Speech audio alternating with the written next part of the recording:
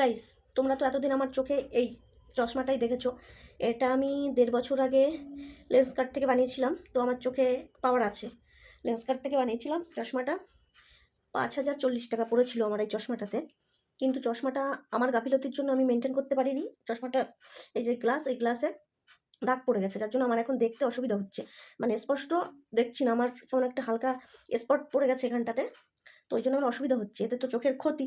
নতুন করে আমি আবার আরেকটা চশমা বানাতে দিয়েছি, দুটো, একটা না দুটো।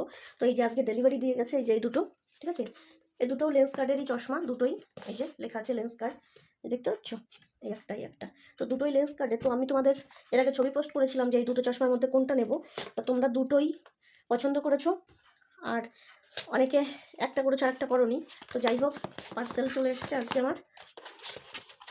তো যারা, এটা কি, আচ্ছা কার্ড দিয়েছে একটা। তো এই হচ্ছে আমার চশমা চলে এসছে। এটা আনবক্সিং করি তোমাদের সামনে, দেখা যাক কেমন হয়। হচ্ছে আমার চশমা, ঠিক আছে। তো চলো প্রথমে কোনটা বেরোয় দেখি। একটা টিস্যু দিয়েছে, আর এর মধ্যে কোনটা বেরিয়েছে, আচ্ছা এর মধ্যে এই ব্লুটা বেরিয়েছে, ঠিক আছে। তো চলো একটু পরে দেখাই তোমাদের কেমন মানায় আমাকে চশমাতে। ওয়াও, পুরো চকচক করছে সব কিছু।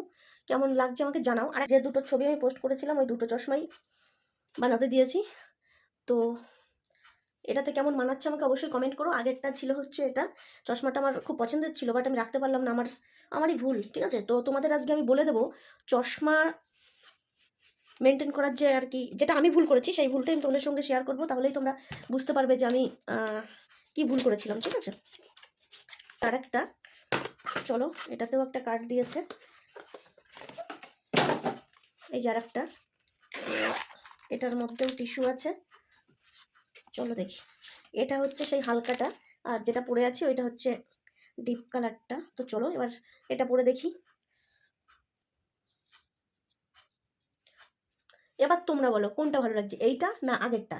আর এইটা, আর তোমাদের মেন যেটা বলার ছিল আমার, আমি কিন্তু আমার আগের চশমা ক্লিন করার যে স্প্রে, সেই স্প্রেটা আমার বাড়ি থাকার কারণে আমি দোকানে বসে অনেক সময় মুছেছি শুকনো কাপড় দিয়ে, মানে টিস্যুই বাট শুকনো।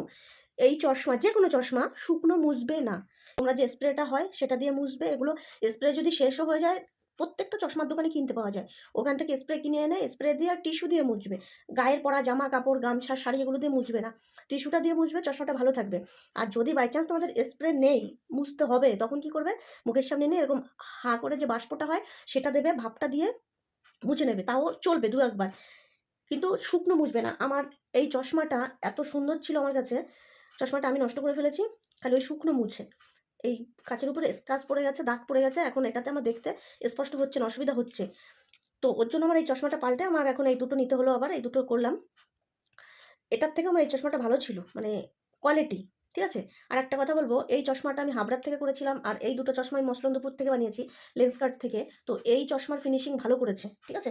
এই চশমার ফিনিশিংটা, সেটিংটা ভালো করেছিল এটার থেকে। এটা তো আজকেই পেলাম আমি প্রথম, তো আমার কাছে এটার ফিনিশিংটাই ভালো লেগেছে। তো যাই হোক, চশমা পেয়ে গেছি, কিছু করার নেই, পরতেই হবে।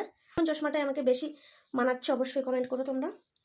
দুটোই পড়লাম, কোনটাতে আমাকে বেশি মানাচ্ছে আমাকে জানিও কমেন্ট করে। চলো বাই।